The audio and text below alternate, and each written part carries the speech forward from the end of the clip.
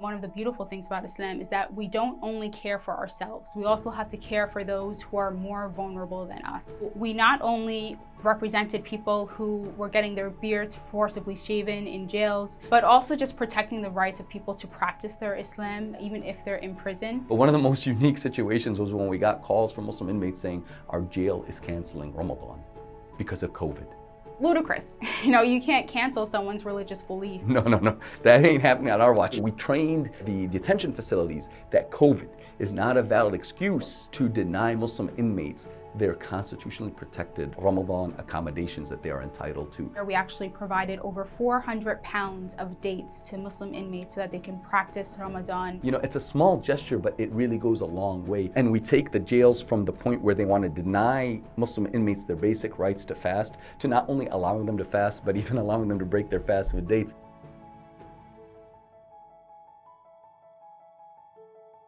One of the biggest cases we worked on years ago was that of Sister Hakima Banati, who was wrongfully arrested and had her hijab removed. We sued on her behalf. We got her a settlement. We've done law enforcement training since then and had actually policies changed to respect the hijab. But these are systemic problems. The problems haven't disappeared. And we saw that, for example, with the case of Ala Masri. She's a young 18-year-old American Muslim lady who's protesting police brutality against the Black American community. And she herself became the victim of injustice during that. She had her hijab removed by the police when she was arrested for protesting and was humiliated and had that image shared widely. She was photographed without her hijab, and then Islamophobic websites intentionally spread that photo all over the world. She faced baseless criminal charges. Unfortunately, men were being extremely inappropriate with her throughout the detention facility as she was put with the general population in just a very traumatizing way. Literally, the same institution that is targeting and killing Black lives in America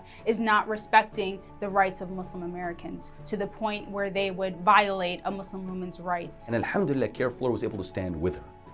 We were able to assist her in getting her criminal charges dismissed. Our team worked day and night to help get the photos of her without hijab deleted and removed, not just from the police records, but even from the media records through our media relationships. When we engaged and they heard of our reputation, they immediately offered to change their policies before we even sued them. Now we're working with Ala, who's transforming her experience to ensure that this doesn't happen to anyone again. CARE Florida is working with Black community leaders and with allies in a very intentional way on how we can dismantle these systems of injustice and oppression that are clearly affecting us all. These things are interconnected, and CARE Florida is really here to talk about how we change the system.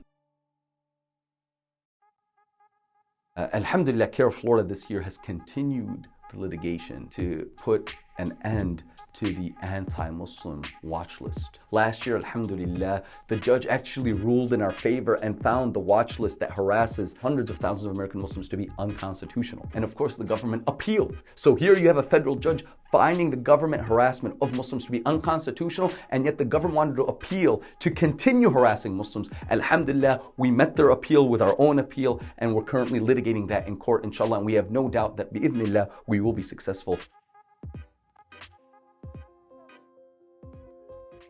One of the most empowering moments of this last year was walking in the federal courthouse against half a dozen government attorneys to hold them accountable for the cold-blooded murder of Ibrahim Todashev. Our team investigated the murder, something nobody wanted to touch. We discovered that the FBI agent who was interrogating him was pushing him and his friends to become informants to spy on mosques, hookah lounges, and halal restaurants. We discovered that the FBI agent who killed Ibrahim Todashev, he had a shady past. He himself was sued twice and investigated 4 times for beating up suspects, beating up witnesses, and falsifying evidence before he became an FBI agent as a corrupt police officer in Oakland, one of the most corrupt police departments in the nation. So we sued the government to get more information, help bring justice to Ibrahim's family. When the government got a ruling throwing out the lawsuit, we appealed. No one in the United States is above the law. That no FBI agent, no police officer could take the life of an individual, regardless of his race or his religion, without at least having to answer as to the facts of why lethal force was used. And the individual and the agency ought to be held accountable to the law. And the government took the position, no, that we could kill an individual and then not even have to answer about what the facts were surrounding the use of lethal force.